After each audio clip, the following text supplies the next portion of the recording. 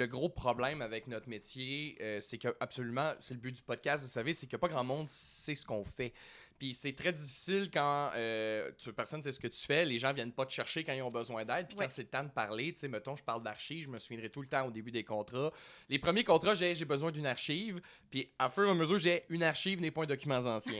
Parce que les gens me disaient, mais j'ai pas de document historique, j'ai pas de Exact. vieux documents. Exact. Fait que c'est pour ça qu'on vient vous voir quand l'organigramme vient de sortir, le nouveau, puis on dit on a besoin de l'original, puis on veut une copie, puis c'est important. Ben, la réalité, c'est qu'il y a beaucoup de documents qui, dès leur création, on sait déjà que ça va finir par être des archives historiques. Et c'est ça qu'ils vont finir en conservation. Ou encore, toute leur vie va être comme entre les deux, façon de parler. Là. Ouais. Tu sais, exemple des lettres patentes. Oui, oui, très bon Tu fais exemple. des demandes de subvention, il va tout le temps falloir que tu retournes voir tes lettres patentes parce qu'ils ont besoin d'une copie, etc. Mais en même temps, c'est historique, ça va durer pour toujours. C'est la preuve que l'organisme a existé. Oui, c'est ça. Un autre exemple, je pense, ce serait comme donc les dossiers de propriété, tu sais, qui sont Oui. actifs tant qu'ils existent, mais les Exact. propriétés, ils existent à moins qu'ils soient cédés, puis ils existent dans une autre propriété après.